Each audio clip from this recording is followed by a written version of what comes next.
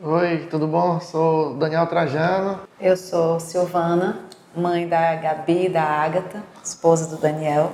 A gente vai contar um pouco, dar o nosso testemunho, contar um pouco da nossa história, os problemas que nós enfrentamos, né? A gente veio dividir um pouquinho da experiência que a gente teve, né? No ano passado, nós passamos por alguns problemas na nossa vida conjugal, no nosso relacionamento. A gente chegou a se separar. A gente não estava muito legal a nossa comunicação, né? A gente brigava muito por conta do dia a dia, né? De trabalho, de problemas também dentro de casa. Nem eu escutava tanto ela e nem ela me escutava. Às vezes eu ia passar meus problemas para elas e ela já estava com o dela. Digamos assim, não dava tanta atenção e vice-versa. Também elas iam falar um pouco dos problemas delas e eu não dava. E juntando com outros problemas, né, do trabalho, e numa dessas brigas que houve entre nós, eu decidi sair de casa. Eu achei que saindo de casa, né, tanto é que eu cheguei até a comentar que eu ia em busca da minha felicidade, achando que ia ser tudo mais tranquilo, que ia ter paz, né. No começo você se sente assim um certo alívio, acha que está livre, liberdade, mas no fundo não é bem assim não. Apesar das confusões, a gente era sempre assim, muito unido, tinha uma família bonita, organizada também, mas o problema da família era só nós dois. A gente brigava, falava alto, gritava um com o outro. Às vezes eu ficava em silêncio, né? Eu dava o silêncio por resposta e ficava nesse silêncio por um dia, 2 dias. Eu sentia uma raiva tão grande da situação, da circunstância, de não conseguir resolver aquela situação, que eu achava melhor ficar em silêncio, porque eu achava que não vale a pena conversar. Vou falar para quê? Não vai me ouvir mesmo, né? Então, eu não ficava em silêncio por orgulho, eu ficava em silêncio por achar que não ia valer a pena mais falar. Eu estava tão preocupada com o trabalho, tão preocupada com a casa, em cuidar das meninas, e trabalhar e produzir. E eu tinha que estar sempre lá, dando conta de tudo. Aquilo me deixava bem estressada e acabava que não dando conta de tudo. Nem, não conseguia dar conta do trabalho, da casa, das filhas, do marido, e virou assim uma bola de neve. E você vai levando, e vai levando, e vai levando. Quando a coisa explode, né, que você olha para trás, é que você vê, poxa, estava desse jeito e eu nem percebi. E nisso comecei a sair, né? Comecei a ir para algumas festinhas e conhecer novas pessoas, mas no fundo não trouxe assim a paz que eu queria. Acabei me enganando bastante, tive decepções, fiquei só também. Você se sente só ao decorrer do tempo. Acabei tendo um pouco de depressão, senti muita falta dela, senti falta da minha filha. Ele decidiu sair de casa uma semana antes do nosso aniversário de casamento. E isso me marcou muito, isso me feriu muito. Foi devastador, foi assim, tirar o chão dos teus pés. Eu fiquei assim, muito decepcionada, muito machucada. Era uma mistura de raiva, de decepção, de tristeza. Eu fiquei sem rumo, sem chão. Eu estava tão decepcionada, tão ferida, eu achava assim, poxa, não reconhece quem eu sou, sabe? Não me valoriza, eu não mereço isso. Era um turbilhão assim, de emoções tão grande que eu não tinha nenhuma perspectiva de retorno.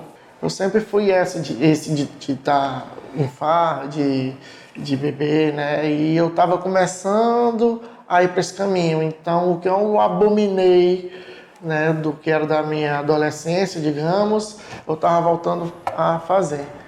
E nisso eu vi que não valia a pena e se Deus tocou no meu coração, eu disse, espera aí, cara, tu tá fazendo as coisas erradas. E eu decidi tentar, né, conversar com ela e voltar a conversar para reorganizar, e pedir o perdão e dar mais uma chance a gente, para a família. Na verdade, eu não percebi ele se aproximando. Eu não notei que ele estivesse se aproximando, eu nem acreditava que ele pudesse se aproximar. A gente sempre manteve o contato por causa da Ágata, né? A gente sempre... Mas era um contato assim, os primeiros dias eu não queria nem olhar para a cara dele. Eu não conseguia olhar para ele. Era uma dor tão grande que se eu olhasse para ele doía mais. Então eu resolvi não olhar para ele. Eu sabia que coisas precisavam ser saradas em mim. Tinham feridas dentro da minha alma que precisavam ser saradas, né? Então, assim, eu busquei muito em Deus e na oração. E com o tempo, né, como eu te falei, a oração, ela fez toda a diferença. O meu coração foi mudando. Foi mudando. É como se eu me ajoelhava para orar e quando eu me levantava, eu percebia uma direção diferente, uma mudança no sentimento. Em um desses dias, ele mandou uma mensagem para mim, a gente começou a conversar pelo WhatsApp. Então, quando ele vinha deixar a Ágata, eu já pedia para ele entrar e convidava para jantar. E aquela raiva, aquela mágoa, ela foi passando. Porque é como se fosse sendo sarada, né? À medida que eu buscava em Deus a ajuda, a orientação, é como se o meu chão fosse sendo reconstruído. Eu sou uma pessoa muito reservada, eu não gosto de abrir muito da minha vida. Eu prefiro resolver minhas coisas sozinha, né? Então eu aprendi que não dá para ser assim, né? A gente precisa buscar ajuda. Os meus líderes de célula, a Priscila e o Betinho, me ajudaram muito. Eu liguei para o pastor Sandro, ele me ajudou muito. Assim, se eu não tivesse buscado ajuda, eu não sei o que teria sido. Às vezes você se acha forte demais, você acha que você ali está no domínio das coisas, que você mesmo pode resolver só, né? Aí foi que quando eu voltei de viagem, eu decidi falar com ela, dizendo que não estava bem, estava sentindo falta. E ela aceitou conversar. Ele pediu para sair para jantar comigo, com a Ágata e com a Gabi. Primeiro que foi, assim, eu não esperava. Eu não esperava que ele quisesse voltar, que ele decidisse voltar. Embora eu orasse por isso, confesso que eu já não acreditava mais. E a Ágata foi uma que chegou uma vez e disse: mamãe, eu orei para o papai voltar para casa. Ele já veio assim: olha, eu estou viajando, vou passar 3 dias fora, mas eu queria, quando voltar, eu queria saber se a gente podia sair, eu, você e as meninas, para a gente conversar. E foi nesse jantar, a gente conversou, foi um clima assim bem agradável.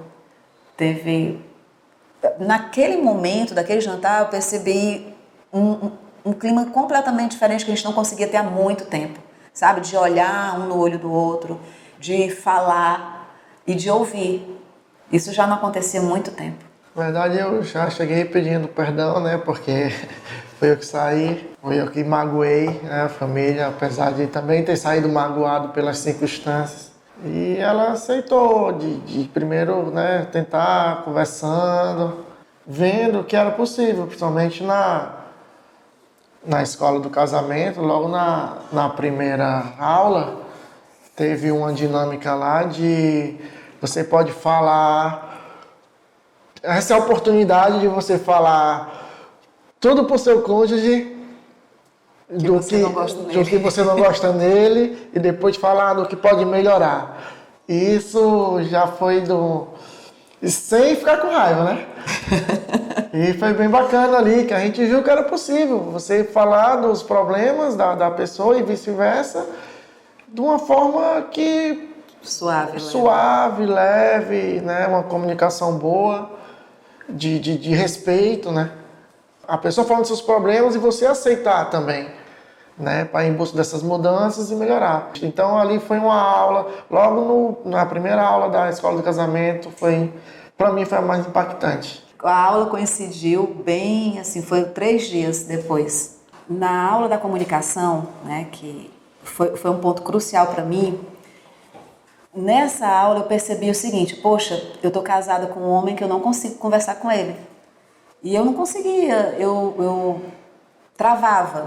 Havia certas situações que é como eu dizia: eu vou falar para quê se ele não me escuta, né? Se a minha palavra, eu dizia assim, eu não tenho nem vez nem voto. Não adianta eu falar porque eu não vou ser ouvida. E eu ficava em silêncio por dias e aquilo me consumia e criava, sabe, um monte de coisa na minha cabeça. E quando eu ia falar já era explodindo. E aí a confusão era pior, né? Então, essa aula ela foi esclarecedora, porque eu observei que sim, eu posso falar. Eu posso falar, mas eu posso aprender como fazer isso de forma leve, de forma suave, de forma a conseguir alcançar, né? Não vai ser no grito que eu vou conseguir que ele me escute. Pelo contrário, como se todas as vezes que eu gritasse, escutasse menos. Então, aprendi que existe uma forma de você comunicar, e uma forma que vocês citaram na aula, existe uma forma verbal, existe uma forma não verbal, e que a gente consegue, né, passar o que a gente sente. O negócio é não desistir de tentar se comunicar. E a gente ia absorvendo, e de uma forma muito leve, né, sem cobrança. Eu me policiava para não cobrar nada dele, que eu tenho esse defeito, né? Mas está sendo tratado. Procurava me policiar para mudar a forma de falar, não falar mais gritando, não falar mais brigando, ouvir mais, respeitar mais a opinião dele. Eu até citei, né? Uma das minhas orações a Deus foi que ele me ensinasse a respeitar o Daniel como ele queria que fosse. Senhor, me ensina a respeitar o Daniel como o Senhor queria que eu respeitasse ele. E isso mudou dentro de mim. A forma como eu passei a olhar para ele foi modificada, foi transformada. Eu consigo hoje escutar, né, o que ele tem para me dizer, e o que ele fala para mim soa muito bem. O meu coração com relação a isso está muito diferente. Eu fico feliz por ela ter, né, reconhecido isso. Tanto eu também que mudei, né, eu tinha muitos problemas. Também meu temperamento já estava ficando bem forte. A Aécio falou sobre a parte do respeito com a mulher, né? Da comunicação, desse respeito, de saber escutar ela. Nessas aulas que teve, que eu acho que essas foram online, se eu não me engano. A presencial foi a disso. Quanto mais sexo, melhor. Quanto mais sexo, melhor. A última aula, ela foi libertadora, porque... assim, tinha muita coisa na cabeça da gente que isso pode, aquilo não pode. No mundo, os homens aprendem muito sobre sexo com filme de pornografia. Por incrível que pareça, a mulher também. E assim, não tem aquela educação sexual em casa, aquela orientação. A igreja se fala muito pouco sobre isso, né? Ainda bem que agora está sendo mais falado, está sendo mais orientado.